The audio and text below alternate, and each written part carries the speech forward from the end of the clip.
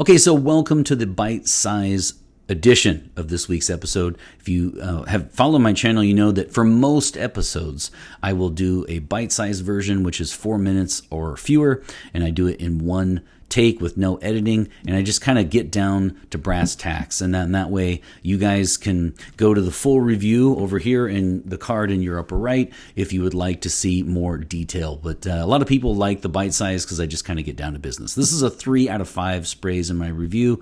I took off one spray because it's not the most original in the world. It is a clone. I mean, it is a dupe. It's a copy of Bleu de Chanel EDT.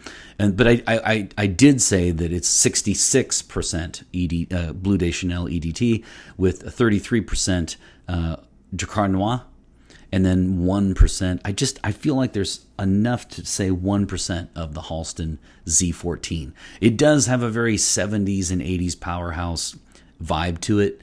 It is perfect for Father's Day. It is the gift you give your uncle who doesn't have any cologne, your grandpa. I mean, it is. I feel like this is a 40 and up on the age for that. Now, keep in mind, though, if you haven't seen me before, I'm not a huge fan of barbershop fragrances, and I will usually say there are for older men, and that usually gets me in trouble.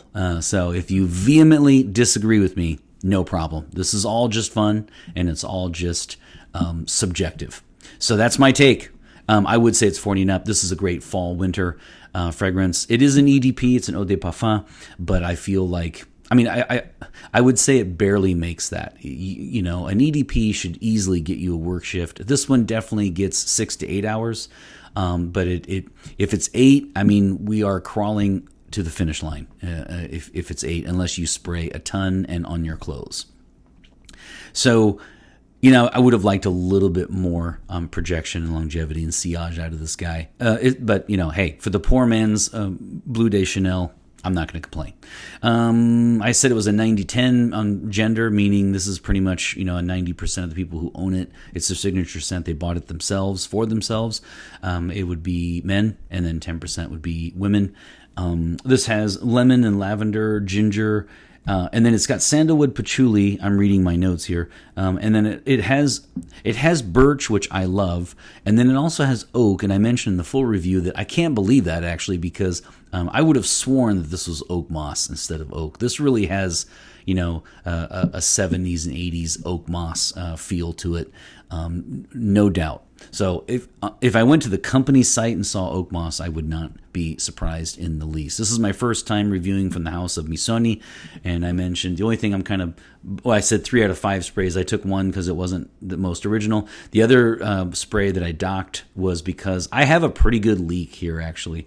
I don't know if it's actually dripping, but I don't know that I'm going to be able to keep this in my gym bag. I think I'm going to have to just keep this in the medicine cabinet and just spray and then put it immediately back, because each time I spray it, I have to wipe it back down again, and that is unfortunate. And that's the risk you run when you get a cheaper fragrance. You get what you paid for. Still good, though. I still would recommend it. 3 out of 5 is still pretty good, and if you like barbershop fragrances, you will like this one.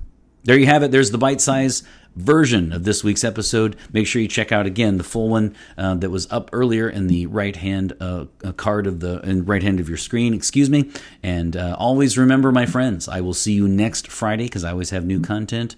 And fragrance marks the celebration of today.